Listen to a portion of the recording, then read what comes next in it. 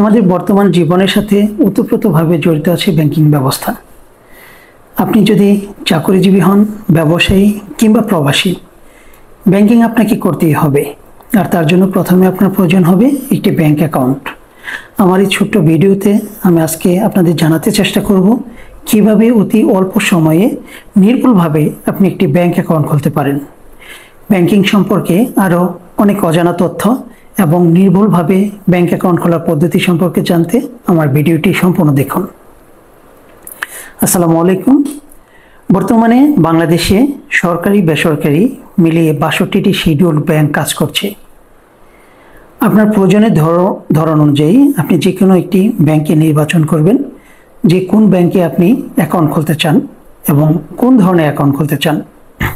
কারণ ব্যাংকগুলো সাধারণত দুই ধরনের অ্যাকাউন্ট খুলে থাকে: সেভিংস বা সঞ্চয়, ইন্ডিভিজুয়াল বা ব্যক্তিক। এক এক ব্যাংক এক এক নামে অভিহিত করে থাকে। দ্বিতীয়টি হচ্ছে কারেন্ট অ্যাকাউন্ট, চলতি বা সিডি। আপনি যদি স্বাভাবিক কোনো লেনদেন করতে চান, আপনার দৈনন্দিন কাজের প্রয়োজনে, অথবা আপনি চাকরিজীবী, আপনি স্যালারি ড্র করবেন আপনার অ্যাকাউন্ট থেকে, অথবা আপনি কিছু সঞ্চয় করবেন, সেক্ষেত্রে সেভিংস অ্যাকাউন্ট আপনার জন্য বেস্ট। আর যদি আপনি একজন ব্যবসায়ী হয়ে থাকেন, আপনি অনেক মাত্রায় লেনদেন করবেন কিংবা ভবিষ্যতে ব্যাংক থেকে আপনি কোনো লোন নিতে চান, তাহলে অবশ্যই আপনাকে সিডি অ্যাকাউন্ট খুলতে হবে। দুইটি অ্যাকাউন্টের মধ্যে বিশেষ কিছু পার্থক্য রয়েছে। এই পার্থক্যগুলো জানলেই আপনি বুঝতে পারবেন যে আপনার জন্য কোন অ্যাকাউন্ট খোলা বেটার। সিডি অ্যাকাউন্টে বেশ কিছু রেস্ট্রিকশনের মধ্যে দিয়ে আপনাকে যেতে হবে বা কিছু লিমিটেশন থাকবে। যেমন আপনি ইচ্ছে করলেই আপনি প্রতিদিন এখান থেকে টাকা তুলতে পারবেন না। অনেক ব্যাংকের অনেক নিয়ম থাকে, যেমন 7 দিনে আপনি 2টা চেক দিতে পারবেন, অথবা দিনে একটা, অথবা মাসে 5টা চেক দিতে পারবেন। বিভিন্ন ব্যাংক একটা রেস্ট্রিকশন দিয়ে থাকে, কিন্তু আপনি সেভিংস অ্যাকাউন্টে ইচ্ছে মতো টাকা জমা করতে পারবেন। কিন্তু সিডি অ্যাকাউন্টে আপনি ইচ্ছে রকম টাকা জমা দিতে পারবেন, টাকা উত্তোলন করতে পারবেন, কোনো বাধা ধরা নিয়ম নেই। এবং সেভিংস অ্যাকাউন্ট যদি আপনি খোলেন, সেক্ষেত্রে ব্যাংক বছর শেষে আপনাকে একটা নির্দিষ্ট মাত্রার ব্যাংক নির্ধারিত ইন্টারেস্ট বা লাভ দিবে। কিন্তু সিডি অ্যাকাউন্টে আপনি সেটা পাচ্ছেন না। সিডি অ্যাকাউন্টে আপনাকে কোনো প্রকার লাভ দেওয়া হবে না। এখন আপনি সব কিছু বুঝে শুনে আপনি সিলেক্ট করলেন যে আপনি কোন অ্যাকাউন্টে খুলবেন, সেটি সিডি অথবা সেভিংস, এবং একটি ব্যাংক আপনি নির্বাচন করলেন। এখন প্রশ্ন আসে যে আমার কি কি ডকুমেন্টস লাগবে। আপনার একটা সিডি অ্যাকাউন্ট খুলতে অথবা সেভিংস অ্যাকাউন্ট খুলতে অলমোস্ট সেম ডকুমেন্টস লাগে, দু একটা ডকুমেন্টসের পার্থক্য থাকে। ধরেন সেভিংস অ্যাকাউন্ট খুলতে হলে প্রথমে আপনার যেটা লাগবে সেটা হচ্ছে এনআইডি। কারণ অ্যাকাউন্ট খুলতে গেলে আপনার অবশ্যই এনআইডি ভেরিফাইড ফটোকপি ব্যাংকে সাবমিট করতে হবে। যদি আপনি ভেরিফাই করার কোনো পদ্ধতি না থাকে, কোনো সমস্যা নেই। প্রত্যেক ব্যাংক বাংলাদেশ নির্বাচন কমিশনের সার্ভারের সাথে সরাসরি যুক্ত আছে, তারা আপনার এনআইডি ভেরিফাই করে নেবে। অথবা যদি আপনার এনআইডি না থাকে, তাহলে কি আপনি অ্যাকাউন্ট খুলতে পারবেন না? এরকম একটি প্রশ্ন আসে। অবশ্যই পারবেন। এনআইডি ব্যতিক্রম হিসাবে আপনি পাসপোর্টকে ব্যবহার করতে পারেন। তবে একটা কথা মাথায় রাখতে হবে, আপনি যদি পাসপোর্টের ফটোকপি নিয়ে যান, অবশ্যই পাসপোর্টের মূল কপিটি নিয়ে আপনাকে সংশ্লিষ্ট ব্যাংকে যেতে হবে। কারণ অ্যাকাউন্ট ওপেনিং কর্মকর্তা মূল পাসপোর্ট দেখে আপনার পাসপোর্টের ফটোকপিটি ভেরিফাই করবে। তাহলে আপনার পাসপোর্টের ফটোকপি অথবা এনআইডি ফটোকপি হয়ে গেল। আপনার এখন লাগবে 2 কপি রিসেন্ট তোলা, মানে বর্তমানে তোলা 2 কপি পাসপোর্ট সাইজের ছবি। আর যাকে আপনি নমিনি দিতে চান, নমিনির 2 কপি ছবি এবং নমিনির এনআইডি ভেরিফাইড ফটোকপি অথবা পাসপোর্টের ফটোকপি।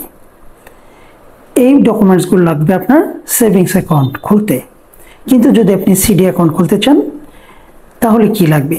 একটি জিনিস আপনাকে অতিরিক্ত সংযোজন করতে হবে, সেটি হচ্ছে ট্রেড লাইসেন্স। কারণ আপনি একজন ব্যবসায়ী বলে আপনি সিডি অ্যাকাউন্ট খুলতে চাচ্ছেন, সেক্ষেত্রে আপনার ট্রেড লাইসেন্স সংগ্রহ করতে হবে আপনার নিকটস্থ পৌরসভা অথবা ইউনিয়ন পরিষদ থেকে। তাহলে সিডি অ্যাকাউন্ট খুলতে কি কি ডকুমেন্টস লাগছে? একটি ট্রেড লাইসেন্স, আপনার এনআইডি অথবা পাসপোর্টের ভেরিফাইড ফটোকপি, আপনার 2 কপি রিসেন্ট তোলা পাসপোর্ট সাইজের ছবি, আপনার নমিনির 2 কপি ছবি এবং এনআইডি অথবা পাসপোর্টের ভেরিফাইড ফটোকপি। ওকে, ফাইন, আপনার সব ডকুমেন্টস রেডি। এখন আপনি একটি ব্যাংকে নির্বাচন করে ফেলেছেন যে আমি এই ব্যাংকে অ্যাকাউন্ট করতে চাই। আপনি নির্ধারিত দিনে অ্যাকাউন্ট করার জন্য ব্যাংকে গেলেন। অবশ্যই ব্যাংকে যেয়ে অ্যাকাউন্ট ওপেনিং সংশ্লিষ্ট কর্মকর্তার ডেস্কে যেতে হবে, কারণ সব কর্মকর্তাই অ্যাকাউন্ট ওপেন করে থাকে না। আপনি সংশ্লিষ্ট কর্মকর্তার ডেস্কে যেয়ে আপনার প্রয়োজনের কথা বললেন যে আমি একটি সিডি অথবা সেভিংস অ্যাকাউন্ট খুলতে চাই এবং কেন খুলতে চাই আপনি বিস্তারিত তাকে খুলে বলবেন।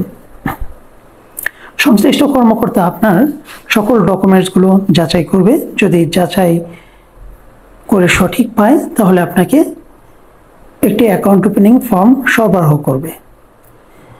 এই অ্যাকাউন্ট ওপেনিং ফর্মটি কিন্তু খুবই গুরুত্বপূর্ণ। এটি হচ্ছে ব্যাংক এবং আপনার মধ্যে একটি লিখিত চুক্তি। এই অ্যাকাউন্ট ওপেনিং ফর্মে আপনার সকল বিস্তারিত তথ্য থাকবে এবং একজন কাস্টমার হিসেবে কি কি ফ্যাসিলিটিস আপনি ব্যাংক থেকে পাবেন এবং কি কি নিয়ম আপনাকে মানতে হবে এবং ব্যাংক আপনাকে কোন ধরনের সহযোগিতা করবে এবং কোন ধরনের নিয়ম ব্যাংক আপনাকে মানতে বাধ্য করাবে, সকল কিছু এই অ্যাকাউন্ট ওপেনিং ফর্মে দেওয়া আছে। তাই সবচেয়ে ভালো হয় যদি সব কিছু বুঝে শুনে আপনি বিস্তারিত পড়ে অ্যাকাউন্ট ওপেনিং ফর্মটি স্বাক্ষর করেন। সে সময়টি আসলে আমাদের অনেক সময় হয়ে থাকে না, বা অ্যাকাউন্ট ওপেনিং কর্মকর্তা আপনাকে নির্দিষ্ট কিছু জায়গা দেখিয়ে দেবেন যেখানে আপনি সিগনেচার করবেন।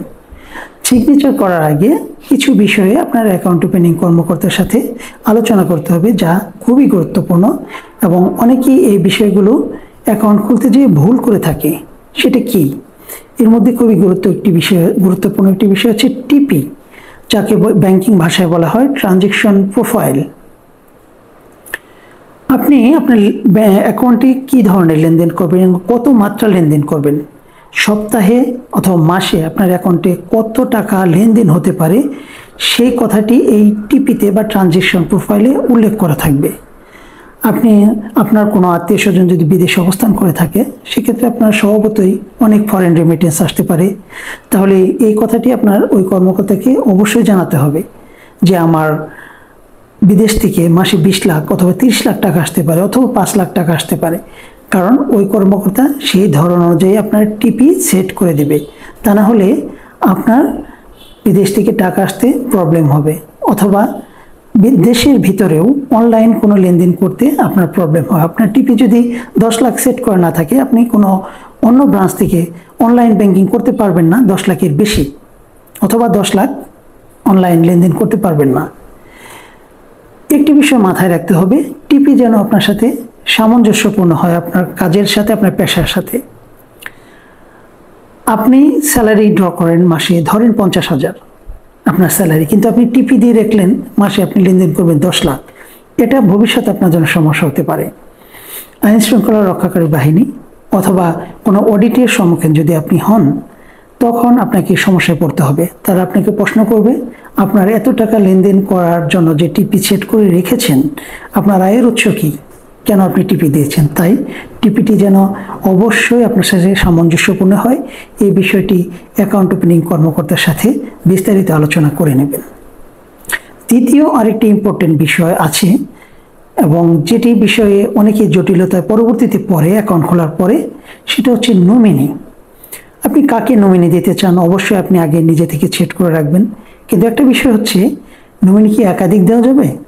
হ্যাঁ, অবশ্যই একাধিক নমিনি দেওয়া যাবে। আপনি 2 জন অথবা 3 জনকেও নমিনি দিতে পারেন। আপনি আপনার 2 সন্তান এবং স্ত্রীকেও অর্থাৎ 3 জনকে নমিনি দিতে পারেন অথবা 2 জনকে নমিনি দিতে পারেন। যদি আপনি 2 জনকে নমিনি নিতে চান, আপনার অ্যাকাউন্টের স্থিতি 50-50 ভাগ হয়ে যাবে। যদি 3 জনকে দিতে চান, সেক্ষেত্রে সংশ্লিষ্ট কর্মকর্তা আপনার অ্যাকাউন্টের স্থিতি 3 ভাগে এমনভাবে সেট করে দেবে যাতে আপনার অবর্তমানে আপনার উত্তরাধিকাররা অথবা নমিনিরা সমান 3 ভাগে আপনার টাকাগুলো পেয়ে যায়। আপনার নমিনি, টিপি সব কিছু সেট আপ হয়ে গেল এবং অ্যাকাউন্ট ওপেনিং কর্মকর্তা যেসব জায়গায় আপনাকে স্বাক্ষর করতে বললেন, আপনি সকল জায়গায় স্বাক্ষর করলেন। আরেকটি বিষয় খুবই গুরুত্বপূর্ণ, আপনি যাকে নমিনি দিচ্ছেন তার ছবির পিছনে আপনি সিগনেচার করে ছবিটি ভেরিফাই করবেন, কারণ আপনি তাকে নমিনি দিচ্ছেন এবং সেটি আপনি ওই সিগনেচার করার মধ্যে দিয়ে আপনি কনফার্ম করলেন। আপনার সব কিছু শেষ, অ্যাকাউন্ট ওপেনিং হয়ে গেল এখন অ্যাকাউন্ট ওপেনিং কর্মকর্তা আপনাকে একটি অ্যাকাউন্ট নাম্বার সরবরাহ করবেন। এই অ্যাকাউন্ট নাম্বার নিয়ে আপনি নির্দিষ্ট ভাউচার লিখে ক্যাশ ডিপার্টমেন্টে যেয়ে সংশ্লিষ্ট কর্মকর্তার কাছে আপনি অ্যাকাউন্ট ওপেনিং ফি জমা দেবেন। এটি নিজে করতে পারলে অবশ্যই ভালো, কারণ একটা বিষয় থাকে, আপনি প্রথম অ্যাকাউন্ট খুলছেন, নিজে হাতে টাকাটা সরাসরি কাউন্টারে জমা দিলেন, এটা খুবই গুরুত্বপূর্ণ বিষয়। আপনার টাকা জমা দেওয়া শেষ, আপনার অ্যাকাউন্ট হয়ে গেল। এখন আপনি ব্যাংক থেকে একটি কনফার্মেশন SMS পাবেন আপনার মোবাইলের মাধ্যমে, এবং ব্যাংক পরবর্তীতে আপনাকে চেক বই সরবরাহ করবে। এখন কিছু প্রশ্ন আমাদের থেকে যায়, বা অনেকেই এই প্রশ্নের সম্মুখীন হন যে ধরেন আপনি প্রবাসী, আপনি বিদেশ চলে গিয়েছেন কিন্তু আপনার ব্যাংকে কোনো অ্যাকাউন্ট নেই, সেক্ষেত্রে বিদেশ থেকে কি আপনি অ্যাকাউন্ট খুলতে পারবেন? অবশ্যই আপনি বিদেশ থেকে অ্যাকাউন্ট খুলতে পারবেন। আমাদের বাংলাদেশের শিডিউল ব্যাংকগুলো অনেক দেশেই তাদের শাখা পরিচালিত করে আসছে।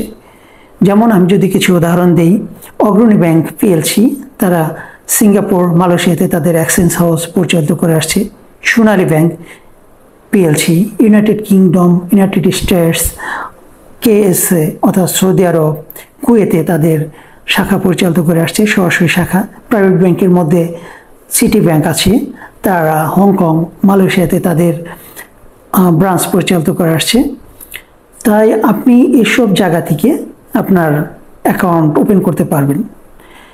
অথবা আপনি যে ব্যাংকে অ্যাকাউন্ট খুলতে ইচ্ছুক, আপনি তাদের ওয়েবসাইটে যেয়ে বিদেশে কোথায় তাদের শাখা আছে, কোন দেশে তাদের শাখা আছে, সকল তথ্য পেয়ে যাবেন। সেখান থেকে আপনি আপনার অ্যাকাউন্ট ওপেন করতে পারবেন।